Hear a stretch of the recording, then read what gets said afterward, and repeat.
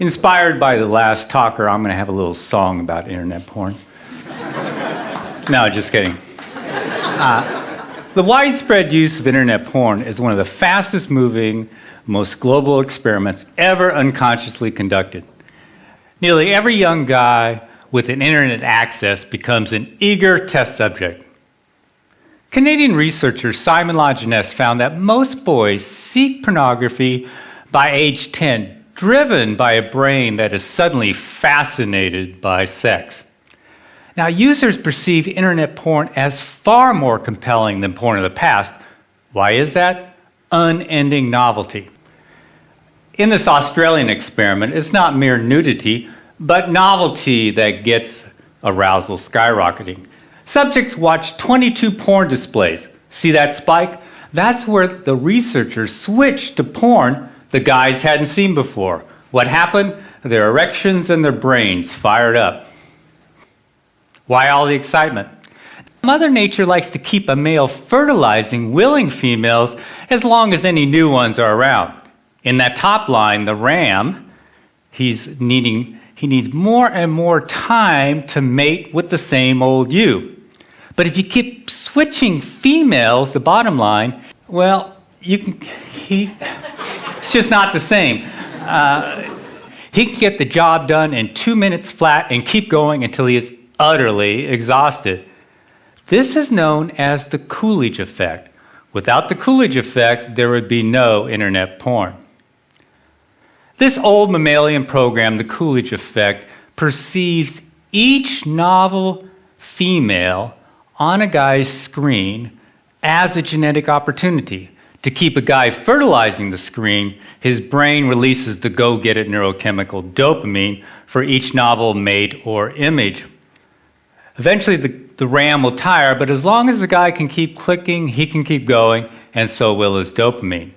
With internet porn, a guy can see more hot babes in 10 minutes than his ancestors could see in several lifetimes. The problem is he has a hunter-gatherer brain. A heavy user's brain rewires itself to this genetic bonanza, so his brain becomes associated with this porn harem. Such behaviors that are associated with this are being alone, voyeurism, clicking, searching, multiple tabs, fast-forwarding, constant novelty, shock, and surprise. As one young guy once asked, are we the first generation to masturbate left-handed? Now, real sex, in contrast, is courtship, touching, being touched, smells, pheromones, emotional connection, interaction with a real person. Now, what happens when our guy finally gets with a real mate? Well, researchers don't know much about the effects of internet porn for several reasons. In 2009, when Lajeunesse tried to study porn's impact, he couldn't find any college-age males who weren't using it.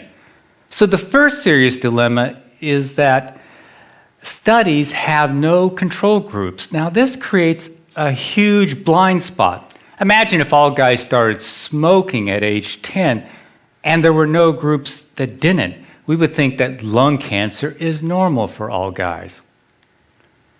Undaunted by his lack of non-users, Lajeunesse asked 20 male students, is internet porn affecting you or your attitudes towards women?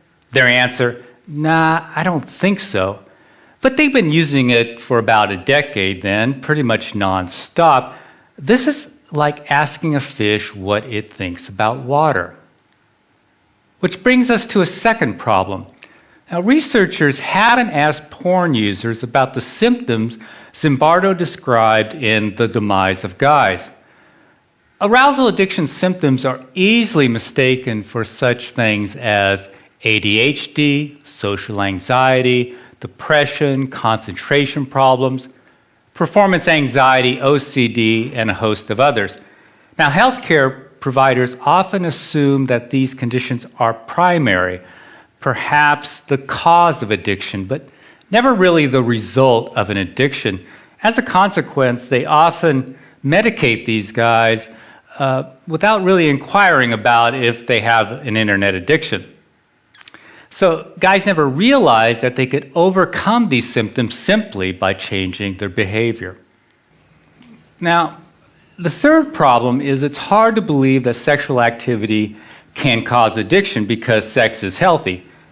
But internet porn is not sex. Internet porn is as different from real sex as today's video games are from checkers. Watching a screen full of naked body parts won't automatically protect one from arousal addiction. In this Dutch study, here's the title, they found that, in fact, of all activities on the internet, porn has the most potential to become addictive. Here's why. This ancient program, the reward circuit, evolved to drive us towards natural rewards, such as sex, bonding, and food. As a consequence, extreme versions of natural rewards have a unique ability to capture us. For example, high-calorie foods or hot, novel babes give us extra dopamine. Too much dopamine, though, can override our natural satiation mechanisms. For example, give rats unlimited access to junk food, and almost all of them will binge to obesity. This is also why 4 out of 5 Americans are overweight and about half of those are obese. That is, addicted to food. Now, in contrast to natural rewards, drugs such as cocaine or alcohol only hook about 10% of users, whether they are rats or humans. This binge mechanism for food or sex was once an evolutionary advantage.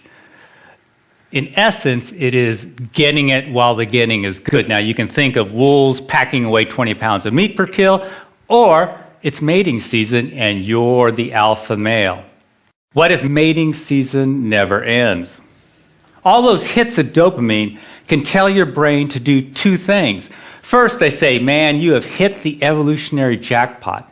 Second, they kick in a molecular switch called delta phos-B. I know it's a fancy word, but dopamine kicks in delta phos-B, and that starts to accumulate in the brain's reward circuit. Now, with excess chronic consumption of drugs or natural rewards, this buildup of delta phos-B starts to alter the brain and promotes a cycle of binging and craving. If the binging continues, the delta phos-B builds up and it can lead to brain changes seen in all addicts.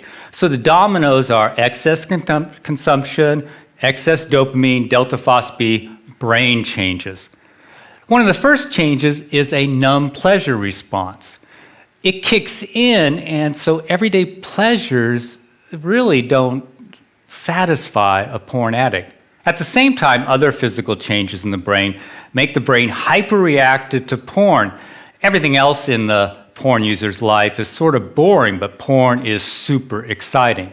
Finally, his willpower erodes as his frontal cortex changes. I can't emphasize this enough. All addictions share these same brain changes and the same molecular switch that kicks them in, delta phos-B. Now, scientists have used brain scans to measure these changes in drug addicts. Up here, these scans show a reduced pleasure response in drug addicts. These and several other changes have also been seen in gambling addicts, food addicts, very recently in video game addicts, and now in internet addicts. I apologize for filling up this slide with brain studies.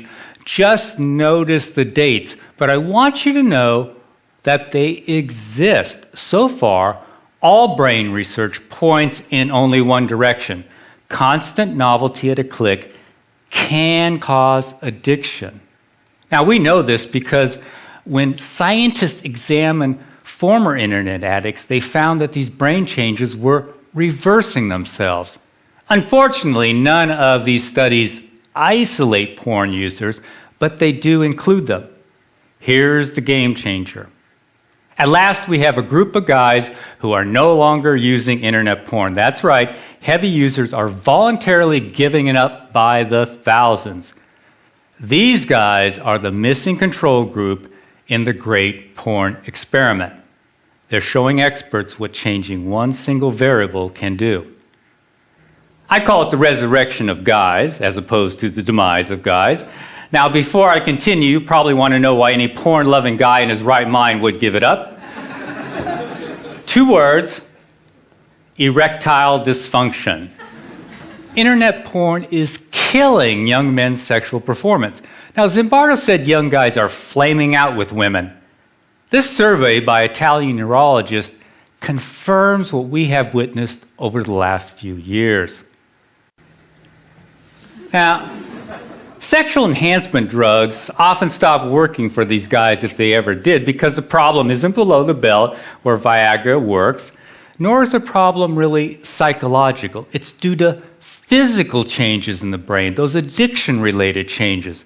Their numb brains are sending weaker and weaker signals to their bananas.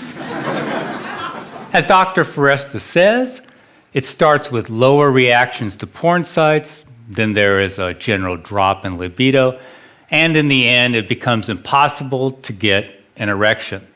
There are 3 takeaways from this. First, Foresta is describing a classic addiction process, gradual desensitization. Second, internet porn is qualitatively different from Playboy. Widespread youthful ED has never been seen before. And finally, ED is often the only symptom that gets these guys' attention. The question is, what less obvious symptoms are they missing? Most don't figure that out until after they quit.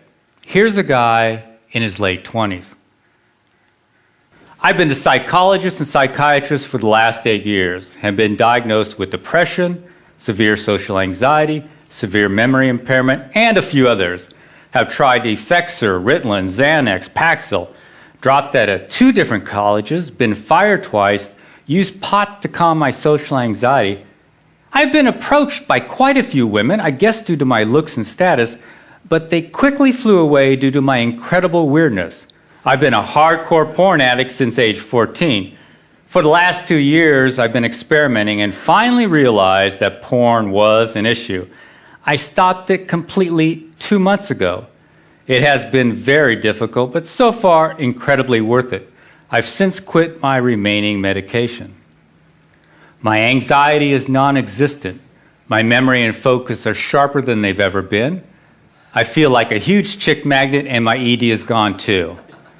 I seriously think I had a rebirth, a second chance at life.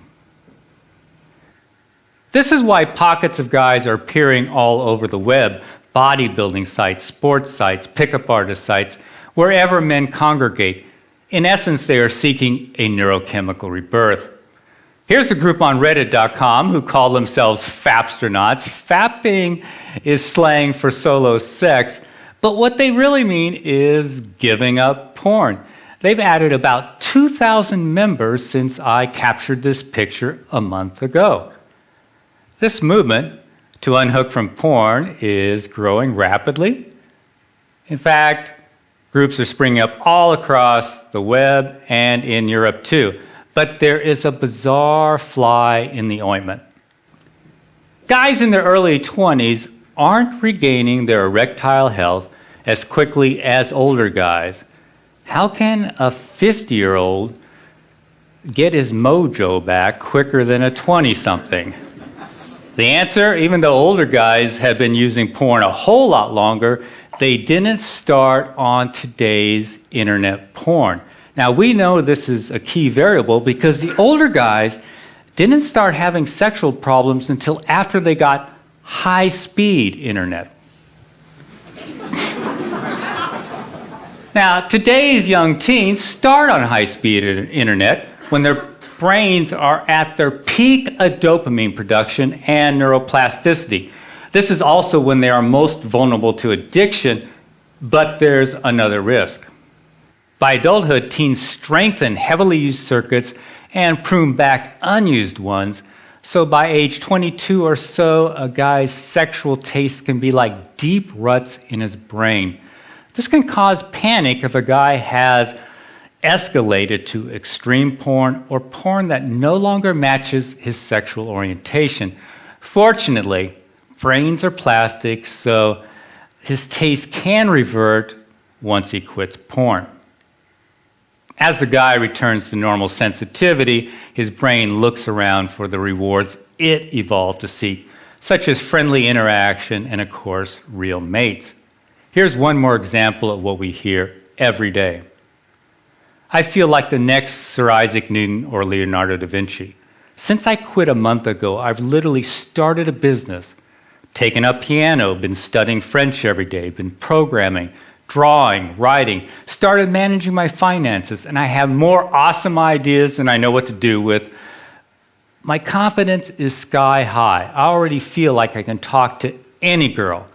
I'm the same guy who took 2.5 extra years to graduate from college because of procrastination and depression.